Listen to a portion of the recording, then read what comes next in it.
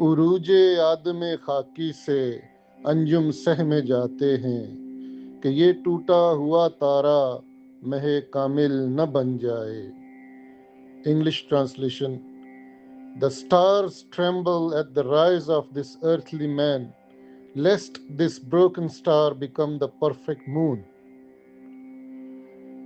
اس شعر میں اقبال انسان کی جو ترقی کرنے کی صلاحیت ہے، وہ علم حاصل کرنے کی صلاحیت ہے، آسمانوں کی بلندیوں کو چھو لینے کی صلاحیت ہے، اس کے اوپر بات کر رہے ہیں کہ ستارے بھی خوف زدہ ہیں کہ یہ ٹوٹا ہوا تارا جو انسان ہے یہ کسی دن مہ کامل یعنی پورا چاند نہ بن جائے. مہ کامل کہتے ہیں پورے چاند کو.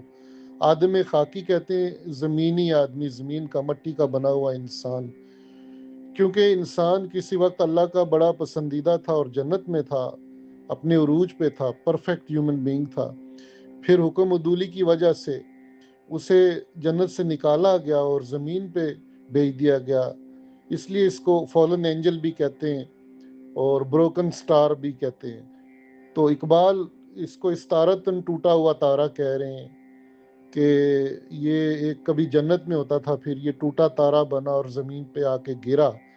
تو اقبال کہہ رہے ہیں کہ یہ اتنی ترقی کر جائے گا کہ آسمانوں کے سفر کرے گا، آسمانوں کی بلندیوں کو چھوئے گا، یہاں تک کہ جب یہ ستاروں کے پاس سے گزرے گا تو وہ اسے دیکھ کے ڈریں گے، کہیں گے کہ یہ ٹوٹا ہوا تارا کل کا یہ مہ کامل یعنی پورا چاند ہی نہ بن جائے.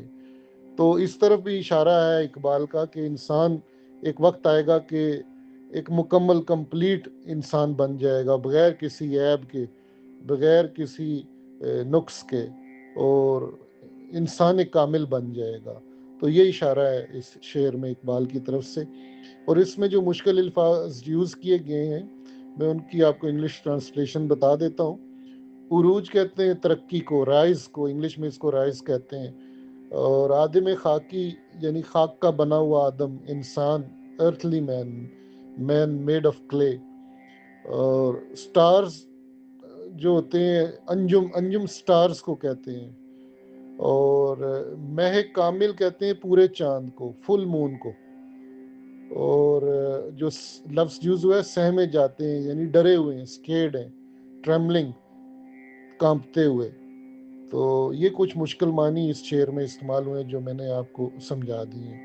امید ہے آپ کو یہ چھوٹی سی ویڈیو پسند آئے گی، اور اگلی ویڈیو تک آپ سے اجازت چاہتا ہوں. اپنا خیال رکھیے گا.